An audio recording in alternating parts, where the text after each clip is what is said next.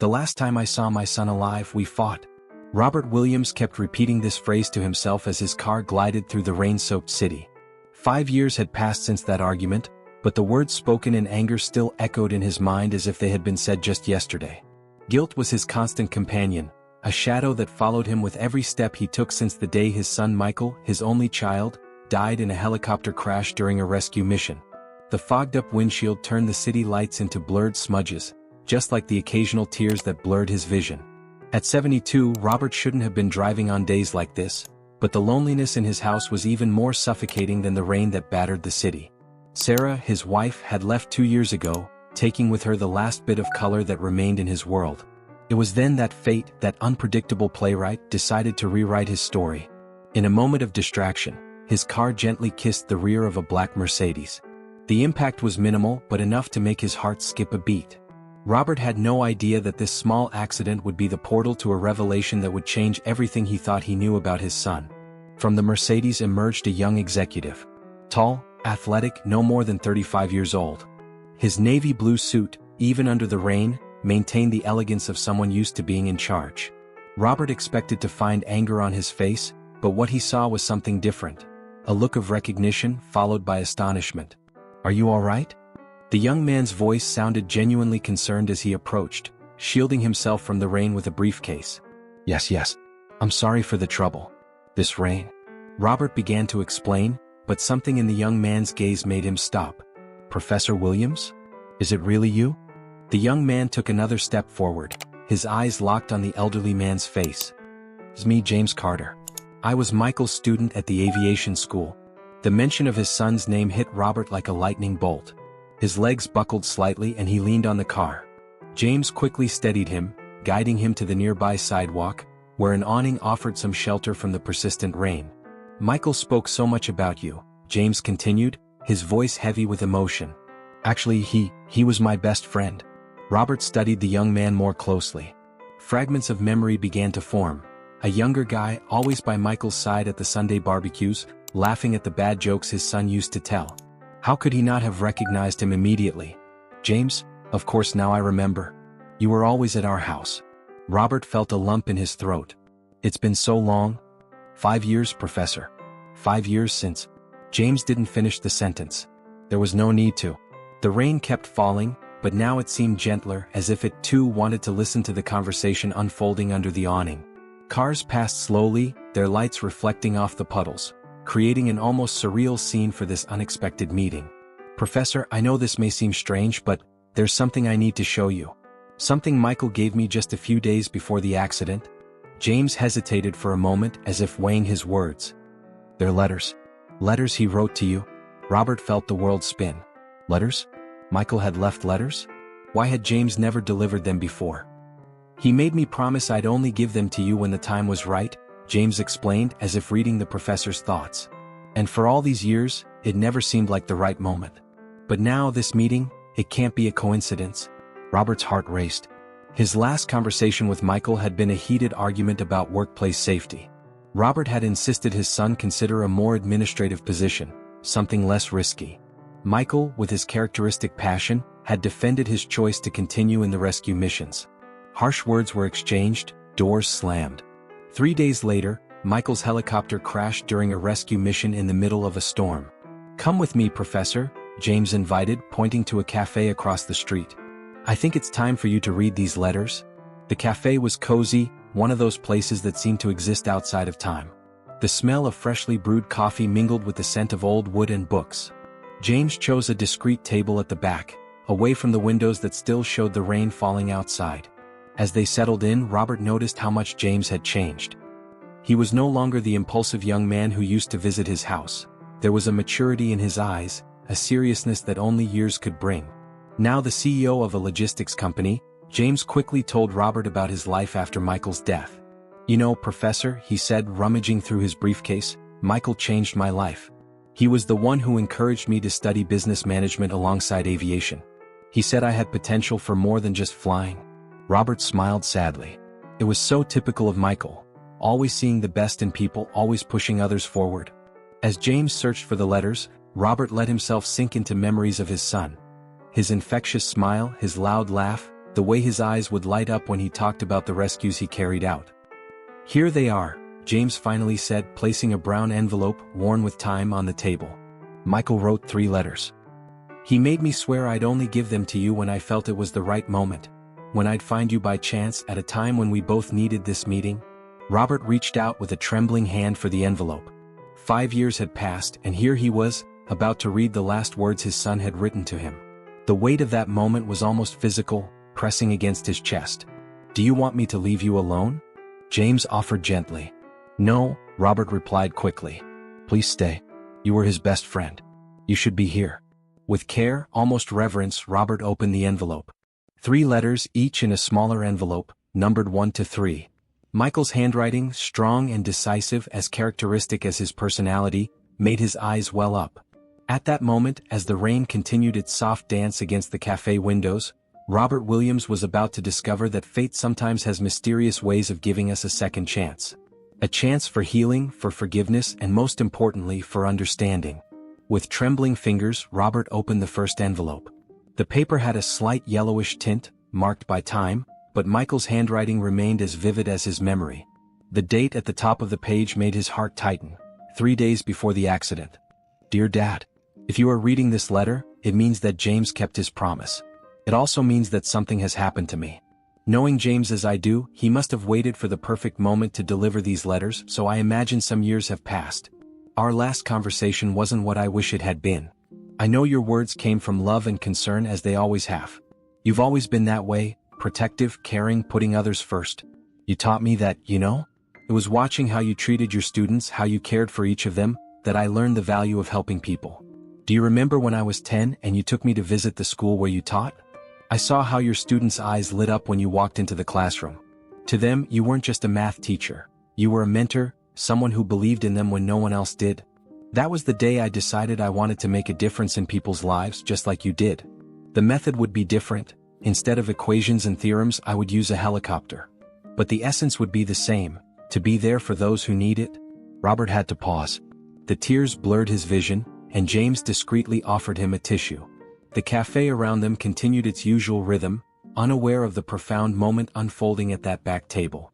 "James," Robert said softly, "did you read these letters?"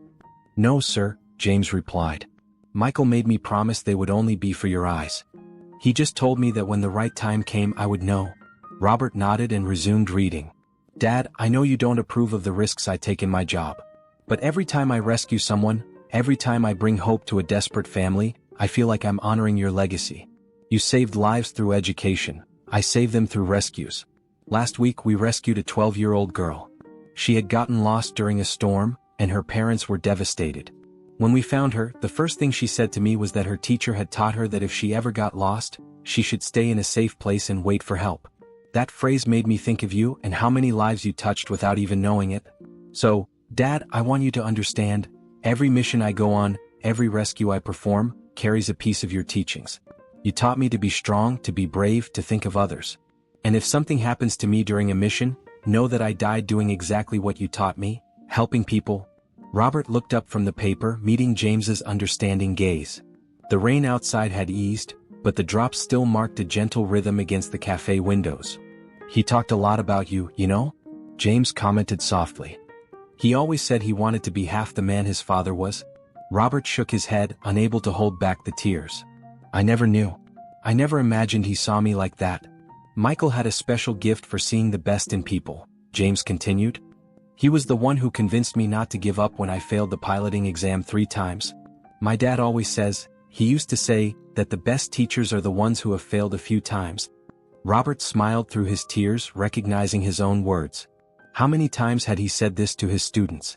And now he discovered that his son hadn't just heard him, but had transformed his lessons into something even greater. With a deep sigh, Robert turned his attention to the second letter. The paper was different, more formal, as if it had been written at a more solemn moment. "Dad, this is a hard letter to write because I know that if you're reading it, it means my fears have come true. But there's something I need you to know, something I never had the courage to say in person. Do you remember the day I decided to become a rescue pilot?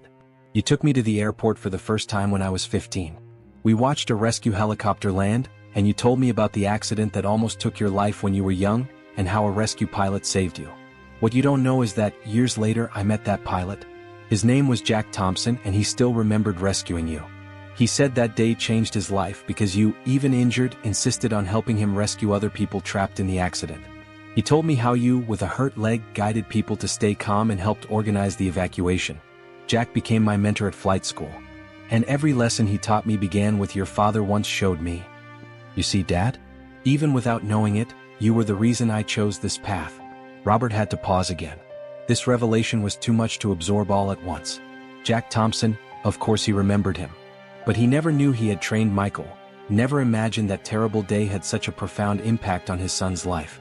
James remained in respectful silence, occasionally serving more coffee.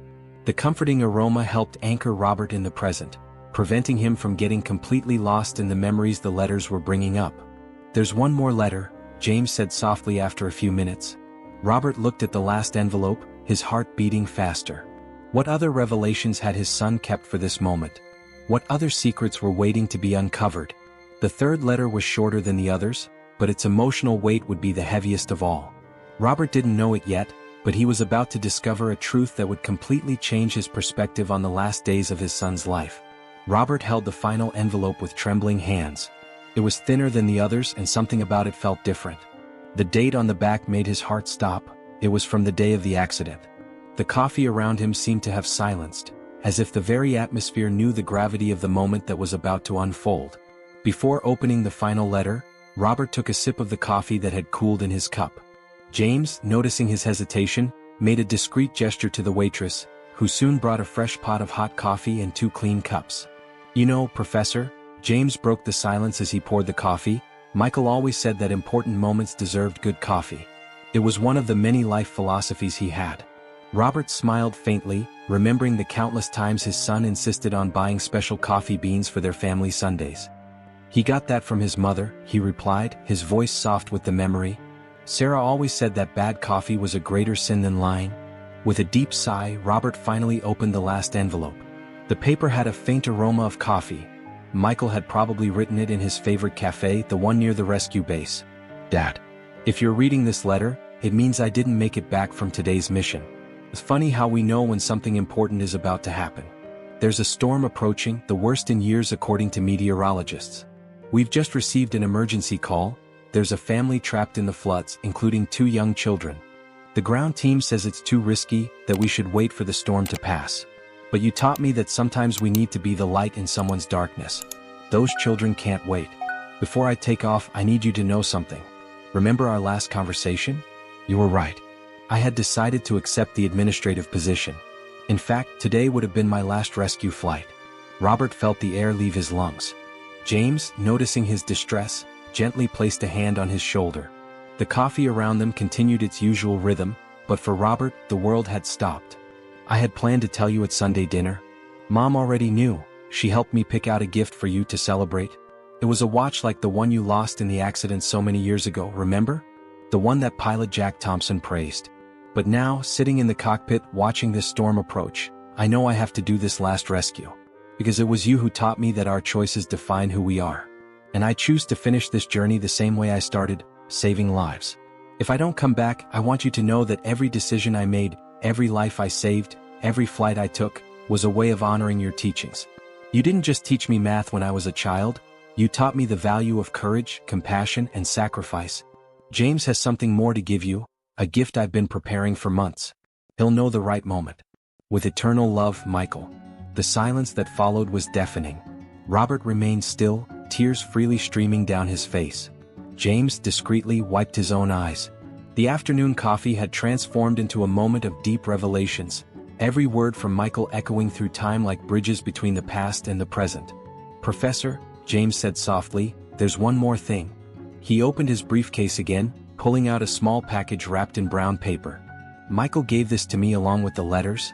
With trembling hands, Robert unwrapped the package. Inside was an old watch, identical to the one he had lost decades ago, and a USB drive. The watch still worked, its soft ticking marking the time as if it had waited all these years for this moment. "The day of the accident," James continued, his voice choking, "Michael made it. He saved that entire family, the parents and the 2 kids. His last words on the radio were, 'Mission accomplished, all lives saved.' That was when the storm. James couldn't finish. Robert stared intently at the watch in his hands, identical to the one he had lost the day Jack Thompson saved him. Every detail of the watch brought a flood of memories. The day of the accident, the heroic rescue, the conversations with Jack after everything had passed. "But there's more, Professor," James said, regaining his composure. Something Michael had been preparing for months before the accident. On the USB drive, he recorded his entire story. He interviewed dozens of his former students, people whose lives you transformed. He was putting together a documentary about how one teacher can change the world, one person at a time. Robert looked at James, astonished. He did that? Yes, sir. And there's more. James hesitated for a moment. The children he saved on the last flight? The oldest one is graduating this year in education. She says she chose to become a teacher after learning the story of the pilot's father who saved her life. A teacher who inspired his son to become a hero. The coffee around them continued its normal rhythm, oblivious to the profound transformation taking place at that back table. The rain outside had completely stopped, and a stubborn beam of sunlight pierced through the clouds, illuminating the table where father and friend shared not just memories, but a legacy of love and courage. "Professor," James said, breaking the silence, "there's one more thing I need to tell you about that last day. Something only Michael and I knew." James paused as if searching for the right words. His eyes locked on the watch on the table, its steady ticking like an invisible thread connecting the past and present. "That morning before the last flight, Michael came to see me at the base. He was different, more thoughtful than usual. He showed me an old photo from when he was a kid. You were by his side in front of the school where you taught. He told me he had dreamed about that day, and in the dream, you said something you had actually said years ago. Sometimes, son, the greatest courage is knowing when to stop." Robert felt his heart tighten. He remembered that day perfectly, that conversation. It had been when he decided to retire from teaching after 35 years in the classroom. Michael told me he finally understood the meaning of those words. He wasn't just accepting the administrative position. He was going to create a training program for new rescue pilots, sharing everything he had learned. He wanted to make a difference in a new way, just like you did when you became a teacher. James picked up his briefcase again, pulling out a thin folder. He left this too, the complete project for the training program. "And do you know what it would be called?" James smiled softly. "Professor Williams Rescue Academy." Robert covered his face with his hands, overwhelmed by emotion. His son had not only understood his concerns, he had transformed them into something even greater, something that would continue saving lives long after his departure. "And there's one more thing, Professor," James continued, his voice now more firm. "That last rescue, it wasn't just courage or stubbornness that led Michael to do it. The family trapped in the flood. The father was one of his former students, Professor Thomas Martinez, from the class of 1985. Michael recognized the name when the call came in. Robert looked up, surprised. Thomas Martinez, of course he remembered him. A brilliant kid from a humble family who always said he would be a doctor one day. And he made it. Dr. Martinez now runs the city's main trauma center, James explained. He's saved hundreds of lives over the years. And that day Michael saved his wife and their 2 kids. It's as if the cycle had come full circle, Professor. Your student became a doctor and saved lives. Your son saved your student's life, allowing him to continue saving others. The sun now shone completely through the cafe windows, as if nature itself wanted to illuminate that moment of understanding and healing. Robert looked at the watch in his hands, the USB drive that held the stories of his former students, the project his son had left as a legacy. In that moment, Robert Williams understood that his son's life hadn't ended in that storm. It had multiplied, touching other lives, inspiring other stories, creating a legacy that would continue echoing through generations. The afternoon passed in the cafe as Robert absorbed all the revelations. The watch in his hand seemed to pulse with the memories of an entire life, each tick echoing stories he had never known until that moment. "Professor," James said softly, "I think it's time to show you the contents of the USB drive. I brought my laptop if you'd like to see it now." Robert nodded silently. As James set up the computer, his hands continued to caress the old watch, feeling every familiar detail. It was exactly like the one he had lost decades ago, right down to the small scratch on the corner of the glass, a mark Sarah used to say gave the object personality. The laptop opened, revealing a folder titled Legacy Project. James double-clicked, and the screen filled with dozens of files carefully organized by date. Michael was methodical with everything, James explained, a soft smile on his lips. He started this project secretly 2 years before the accident. Each file is a different story, a life you've touched over the years. The first video began to play. On the screen, a middle-aged woman smiled at the camera. Robert immediately recognized her, Maria Santos, one of his first students. Professor Williams changed my life in 1975, Maria's voice filled the room. I was a shy girl who could hardly speak English, freshly arrived from another country. Everyone said I should drop out of school and work at the laundry like my mother. But he saw something in me. Robert remembered perfectly. Maria had a natural talent for numbers, but her insecurity with the language held her back in class. He stayed after class with me, explaining math in my native language, which he made sure to learn a few words of. Today I'm a university professor, and I try to do for my students what he did for me, to see beyond appearances, beyond limitations. The video switched to another familiar face, David Chin, now a respected surgeon. I failed math 3 times before I had classes with Professor Williams. David smiled on the screen. He told me something I've never forgotten. Math is like life. No matter how many times you fail, there's always a new equation to solve. Today, when I'm in the operating room, I still hear his words. James paused the video. Michael interviewed more than 50 of his former students, professor. Doctors, engineers, teachers, artists, each with a story to tell about how you changed their lives. Robert felt tears welling up in his eyes again. I never knew, never imagined they would remember. There's more, James continued, opening another file. Michael also interviewed the families of the people he saved over the years. He wanted to show how your legacy of helping others continued through him. A new image appeared on the screen, a family gathered in a cozy room. Robert recognized Dr. Martinez, his wife, and the 2 children Michael had saved on his last flight. When the helicopter arrived that day, Dr. Martinez spoke with emotion. I could hardly believe it. The storm was fierce. No one in their right mind would fly in those conditions. But he came. And when he recognized me, do you know what he said? Your math teacher would be proud to see the doctor you've become. That's when I realized he was the son of Professor Williams. Dr. Martinez's wife continued the story. Thomas always spoke of the teacher who changed his life, who made him believe he could be more than his circumstances allowed. And there he was, the son of that same teacher, risking his life to save ours. It was as if destiny had come full circle. James paused the video again. The coffee was nearly gone now, the afternoon sun casting long shadows through the windows. A comfortable silence settled between the 2 men, each lost in his own thoughts. Professor, James finally spoke, his voice carrying a different weight. There's something else I need to show you. Michael left a video, for you. He recorded it the morning of the accident. Robert felt his heart race. A final moment with his son, preserved in time like a photograph. Are you sure you want to see it now? James asked gently. Robert looked at the watch in his hands, at the half-drunk coffee in his cup, at the last rays of sunlight streaming through the windows. Yes, he replied firmly. I think I'm finally ready. James opened the last file. The screen showed Michael sitting in his office at the rescue base, still wearing his uniform. His smile was serene, his eyes shining with that familiar determination Robert knew so well. Hey Dad, Michael's voice filled the room. If you're seeing this video, it means something went wrong today. But before sadness takes over, I want you to know a few things. Robert gripped the watch tightly, as if it were an anchor keeping him grounded in reality.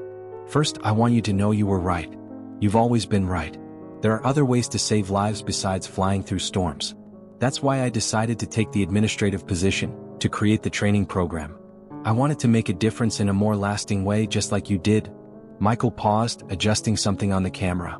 But today is different, Dad. There's a family trapped in the floods. Dr. Martinez, remember him? Your favorite student from 1985? He and his family need help, and the storm is getting worse. The ground team says it's too risky, but... Michael smiled, that smile that always melted his mother's heart. Remember what you always said in your classes? Sometimes the hardest answer is the only right one. Well, today that's the right answer. One last flight, one last chance to make a difference. He leaned closer to the camera, his eyes intense and sincere. Dad, if something happens, don't blame yourself. It was my choice based on everything you taught me about courage, duty, and love for others. And know that every life I've saved, every person I've helped, was an extension of your work as a teacher. You planted seeds of kindness and courage in every student who passed through your classroom, and I had the privilege of seeing some of them bloom. Robert could hardly breathe, his hands trembling so much that James gently held the watch to prevent it from falling. The watch James is going to give you? I found it at an antique shop months ago. The owner said it was sold by a collector who bought it from the pilot who saved you that day. Funny how things come full circle, isn't it? How life closes its loops. Michael glanced at something off-screen, likely someone calling him for the mission. I have to go now, Dad. But before I do, I want you to know, that last argument we had? You weren't wrong to worry. I wasn't wrong to want to make one more rescue. Sometimes there's no right or wrong, only choices and their consequences. And I choose to finish the way I started, trying to make a difference. One last smile, so full of life and love that it made Robert's heart ache. I love you, Dad. I always have. And wherever I am now, I'm still proud to be your son. The screen went dark, leaving the cafe in a deep silence, broken only by the soft ticking of the watch that had found its way back home.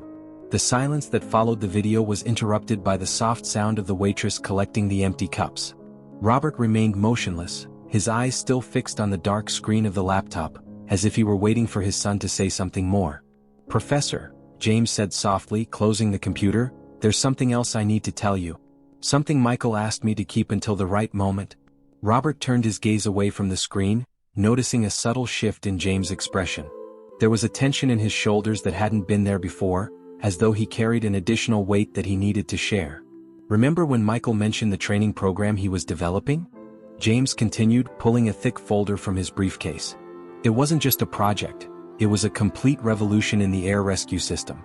And he wanted you to be a part of it? Robert took the folder with trembling hands. Inside, he found dozens of detailed pages, diagrams, lesson plans, and training methodologies. On the cover, the titled Academy of Rescue Professor Williams, shown in gold lettering. Michael spent the last few months of his life developing this program, James explained. He combined his experience in rescues with your teaching methods, Professor. The same methods you used in your math classes. Flipping through the pages, Robert recognized elements of his own teaching methodology, adapted for the training of rescue pilots. There were even specific math problems for flight calculations in adverse conditions. But that's not all, James continued, his voice taking on an urgent tone. Michael left something else, something that could change everything we thought about that last flight. James pulled a sealed envelope from the folder. It was different from the others, more official, with the Air Rescue Company's crest at the top. This is the full investigation report of the accident, James explained. Michael knew it would be important to keep a copy. He discovered something in the weeks leading up to the crash, something that worried him. Robert felt his heart race. What do you mean? The helicopter Michael was flying that day, there were records of previous technical problems. Problems that were ignored to keep the aircraft operational. Michael had been investigating this discreetly. Robert felt the blood freeze in his veins. Are you saying that the accident might not have been caused just by the storm? James completed, his voice low. Michael had documented everything. He was preparing a full report on maintenance failures and irregularities in the safety procedures. James opened the envelope, spreading the documents across the table. Technical reports, photographs of defective parts, emails exchanged between the company's management. Everything pointing to a pattern of negligence that had been covered up. That's why he was so determined to take the administrative position, James continued. He wanted to change the system from within, implement new safety protocols, and ensure that no other pilot would face the same risks. Robert scanned the documents through tear-filled eyes. His son had not just died because of the storm, he had been a victim of a system that prioritized profit over lives. But why did you keep this for so long, James? Robert asked, his voice trembling with disbelief. James took a deep breath before answering. Because Michael made me promise. He knew that if something happened to him, the truth would need to come to light at the right moment, through the right people. And he wanted you to be part of that change. How do you mean? The Rescue Academy, James explained, is not just a training center. It's an opportunity to reshape the entire air rescue system. Michael wanted you to help develop it, using your experience as an educator to train a new generation of pilots.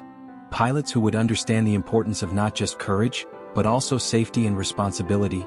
Robert looked once more at the project folder, now with a deeper understanding of its significance. Here's the translation of the text you provided, adjusted for a natural, fluent flow in American English, with appropriate tone and emotion. There's one more thing, James said hesitantly. The Martinez family, they started a foundation after the rescue. An organization dedicated to improving safety in air rescue operations. When they learned about Michael's investigation, They offered full support to implement the changes he had planned. James pulled out one last document from his folder, a formal letter from the Martinez Foundation. They want you to lead the advisory board of the foundation, Professor. They want the Rescue Academy to be the first step in a complete transformation of the system. A legacy that would honor not just Michael's memory, but everything you taught about the importance of making a difference in people's lives. Robert took the letter with trembling hands. The afternoon sun was setting, casting golden shadows through the cafe windows. The watch on his wrist, Michael's watch, continued its steady ticking as if marking not just time, but the beats of a heart that kept living through his legacy. "James," Robert finally said, his voice firm despite the tears, "tell me everything. I want to know every detail of what Michael discovered, every part of what he planned to do. If we're going to make his dream a reality, we need to get it right." James smiled, a smile that mixed sadness and hope. "Michael knew you'd say that, Professor. In fact, he left a detailed plan for how we could proceed if we reached this point." As night began to fall over the city, the two men remained in the cafe, immersed in documents and plans, united not just by Michael's memory, but by the determination to turn his last mission into a lasting legacy. The watch kept its steady rhythm, marking not the end of a story, but the beginning of a new journey. 3 months had passed since that rainy afternoon in the cafe. Robert stood before the mirror, adjusting the tie Sarah always said matched his eyes. Michael's watch, now always on his wrist, read 8:45 in the morning. In 15 minutes he would face his largest audience since retiring from teaching. The auditorium of the Martinez Foundation was packed. Rescue pilots, aviation company executives, industry authorities, and most importantly families, dozens of them, who had been touched by the work of air rescue over the years. All gathered for the official launch of the Professor Williams Rescue Academy. "Are you ready, Professor?" James appeared at the door, dressed sharply in his dark suit. He was no longer just the young CEO of a logistics company. In the past few weeks, he had become Robert's main ally in this new mission. "You know, James," Robert replied, adjusting his tie one last time, "Michael used to say that we're never really ready for the important things. We just decide to do them anyway." The two men walked down the hallway toward the auditorium. On the walls, black and white photos told the story of air rescue in the region. Robert paused briefly in front of one of them, Michael and his team, smiling after a particularly difficult rescue. "He'd be proud, Professor," James said softly. All of this, it's exactly what he dreamed of. The last 12 weeks had been intense. After uncovering the truth about the irregularities that contributed to Michael's accident, Robert and James had worked tirelessly. The full report was presented to the authorities, resulting in a wide-ranging investigation that exposed a systemic pattern of negligence in several companies in the industry. The Martinez Foundation, with its considerable political and financial influence, ensured that this time the allegations would not be suppressed. Dr. Martinez personally led a campaign for legislative change, establishing new safety and maintenance standards for rescue aircraft. But the real revolution was just beginning. "Professor Williams?" A young voice interrupted his thoughts. It was Amanda, one of the children Michael had saved on his last flight, now a determined teenager. "Can I give you a hug before the ceremony?" Robert opened his arms, feeling the warmth of the sincere embrace. Amanda had become a constant presence at the Academy's planning meetings, always offering the unique perspective of someone who owed her life to a rescue pilot. "Are you nervous about your speech?" Robert asked gently. "A little," she admitted. "But you've taught me well these past few weeks."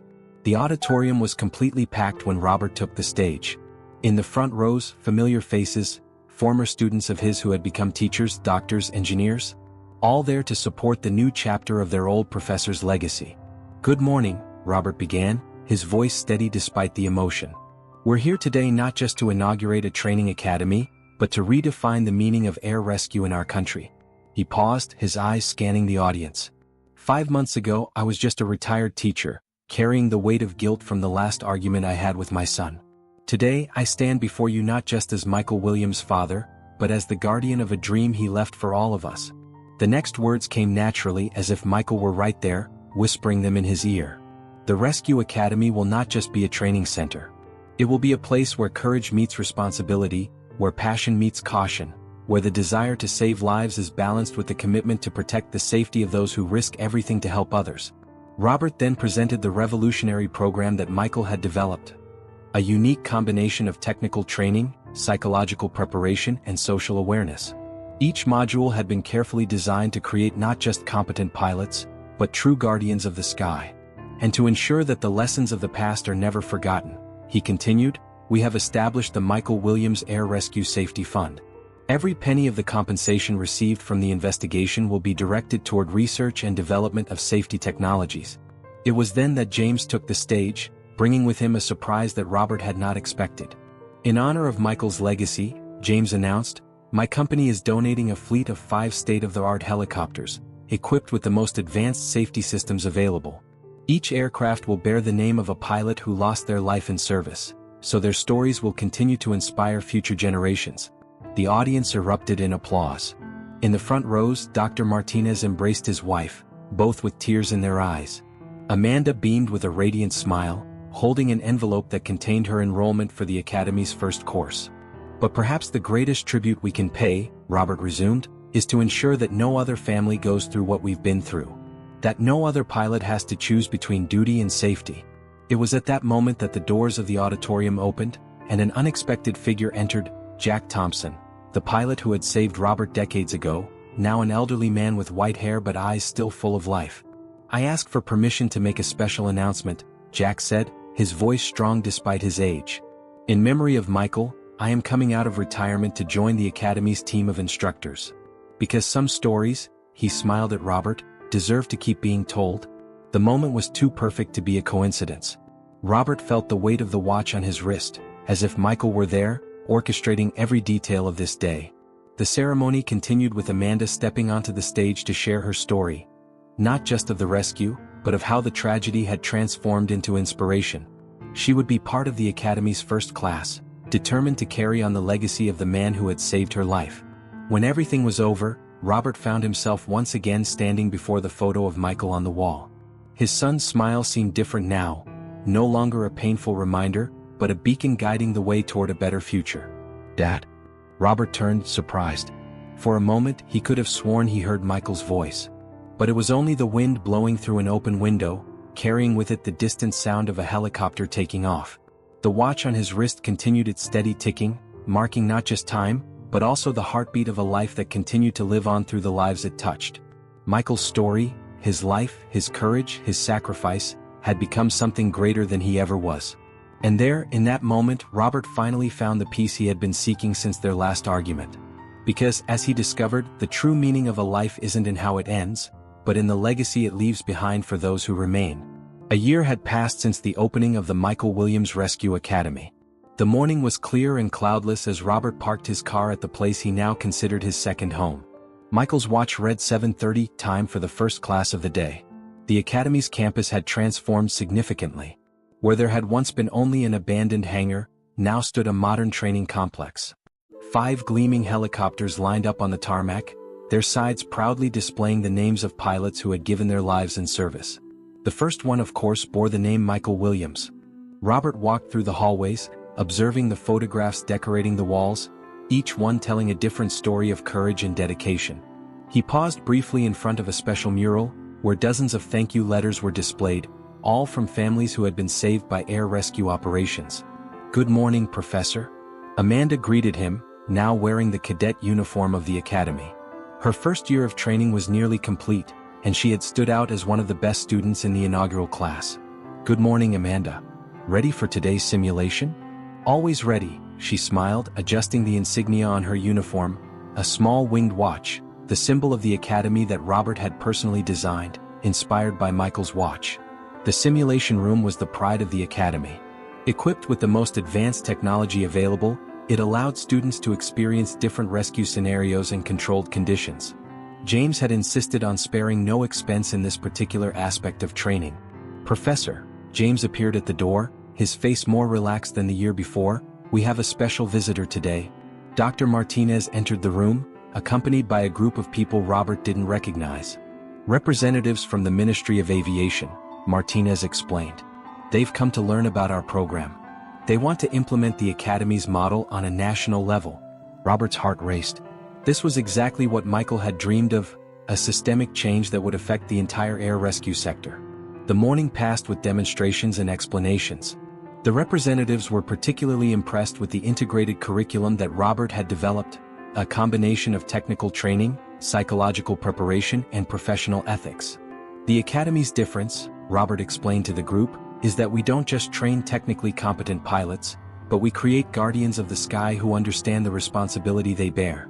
During lunch in the Academy's cafeteria, Robert watched with satisfaction the interaction between veteran students and newcomers. The first class, now in its final semester, had already participated in real rescue missions, always under strict supervision. "You know, Professor," James commented, sitting beside him, "I received the latest safety reports yesterday. 0 major incidents across the entire sector in the last 6 months. The changes we've implemented are really making a difference."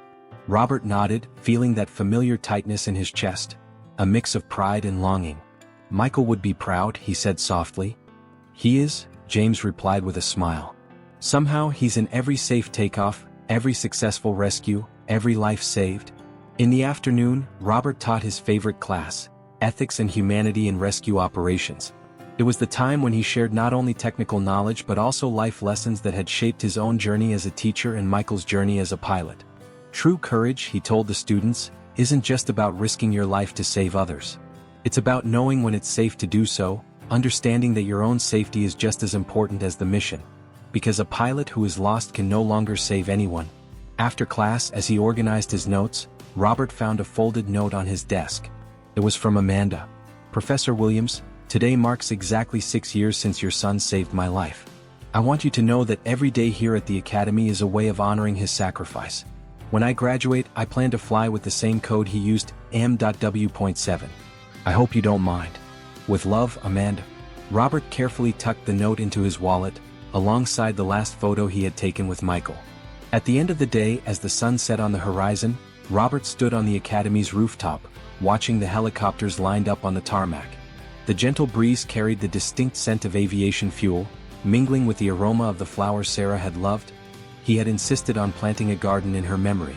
Jack Thompson, now the chief flight instructor, joined him on the rooftop.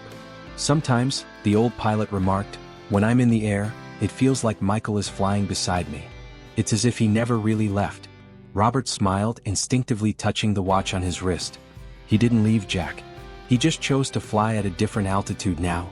The sound of an approaching helicopter caught his attention. It was the last mission of the day returning, a successful rescue in the mountains. Amanda was on board, completing her first supervised flight.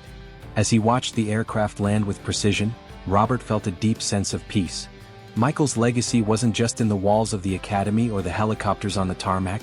It was alive in the spirit of every student, in the dedication of every instructor, and in the gratitude of every life saved. The watch on his wrist continued its steady ticking as always. But now, instead of reminding him of what he'd lost, it marked the rhythm of a new chapter. A chapter in which the pain of loss had transformed into the strength to make a difference. "Mission accomplished, son," Robert whispered to the wind.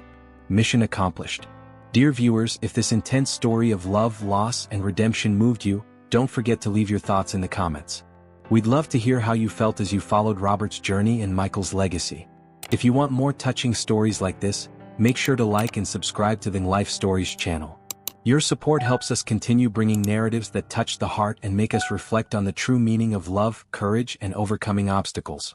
Until the next story.